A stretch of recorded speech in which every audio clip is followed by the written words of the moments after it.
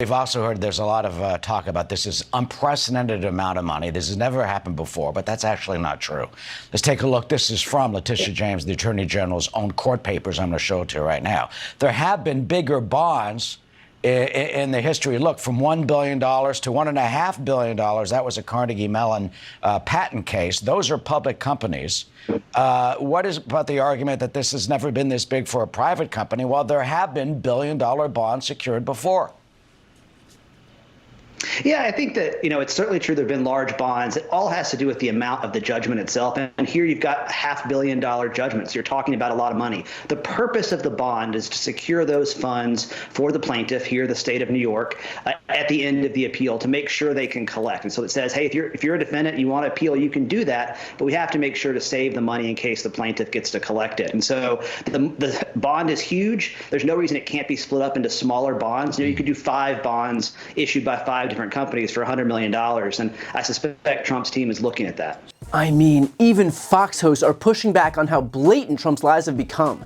Just days ago, Trump took to Truth Social and wrote, "Racist Letitia James' unlawful witch hunt is unconstitutional, un-American, unprecedented, and practically impossible for any company, including one as successful as mine.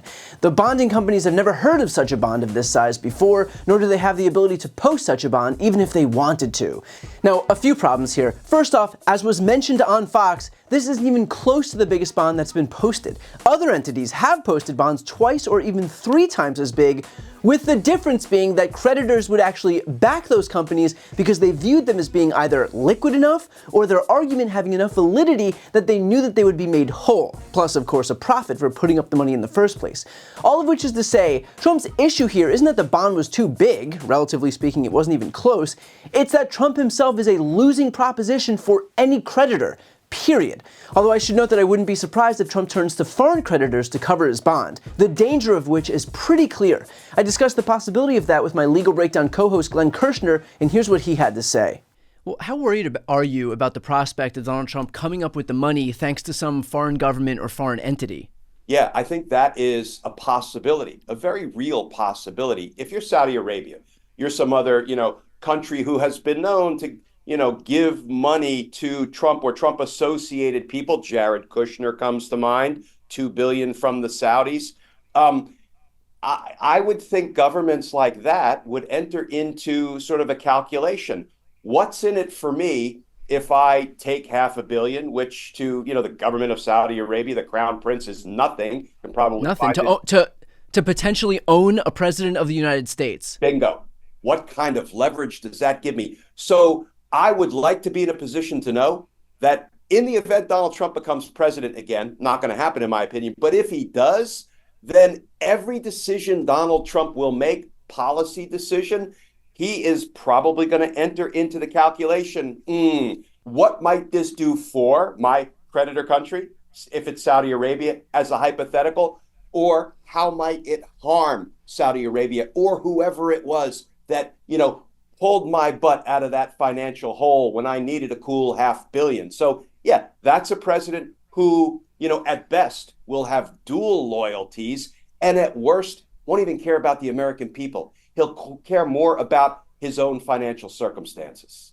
In other words, as if it wasn't already bad enough to watch the ways in which Trump would grovel at the feet of the world's autocrats and dictators in his desperation to align himself with them, if any one of them is responsible for bailing him out of his financial problems and enabling him to keep his precious buildings, then there would be no limits to the ways in which Trump would act in the benefit not of the US, but of some foreign power that owns him. There is now also the possibility that his new social media company merger with Digital World Acquisition Corp will give him a new asset that he could borrow against, either from domestic creditors or, again, foreign ones. Here again is Glenn Kirshner discussing that possibility. I have tried to read up on this acquisition because at a minimum it's curious, right? All of a sudden, just literally 48 hours before Donald Trump's $500 million bill is coming due, his company merges, a company that includes Truth Social, and he reportedly may, stand to benefit to the tune of $2 or $3 billion. What curious timing is that? Now, the more I read up on it,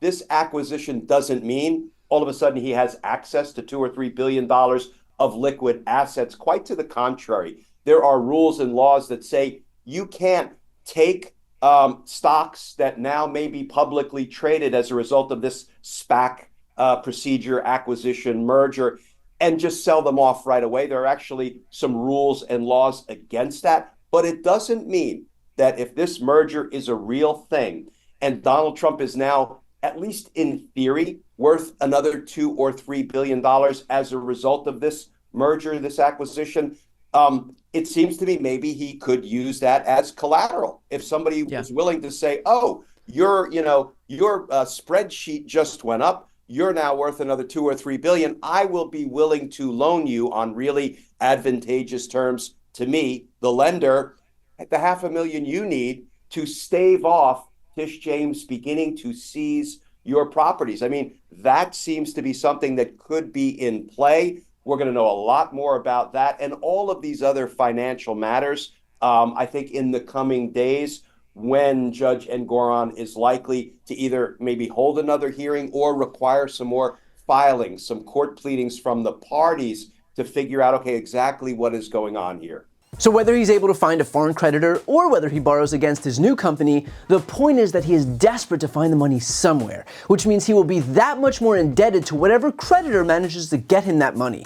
If he becomes the next president, that is where his true loyalties will lie. I should note too, with regard to his unhinged screed on Truth Social suggesting that Letitia James's prosecution is a witch hunt, let's be clear. It was not Letitia James's decision to defraud the banks and to defraud the people of New York. She didn't do that, Biden didn't do that, Judge Engoron didn't do that, Democrats didn't do that. That was all Donald Trump. So when he whines and complains and stomps his feet and throws his little temper tantrums, do not forget that no one forced him to commit fraud. If he didn't want to be held accountable for his crimes, he should have considered that while he was committing those crimes. And that's the part that he wants you to forget. He wants you to think that he's the victim in all of this, when he's not. He is the perpetrator. He is the con man. He is the fraud. He is no different than George Santos lashing out at the media for covering his lies when he was the one who lied himself. You don't get to cry victim when you brought all the attention onto yourself for your lies and your crimes. But because Republicans are incapable of taking responsibility for their own actions, these temper tantrum deflections of responsibility are what we're left with.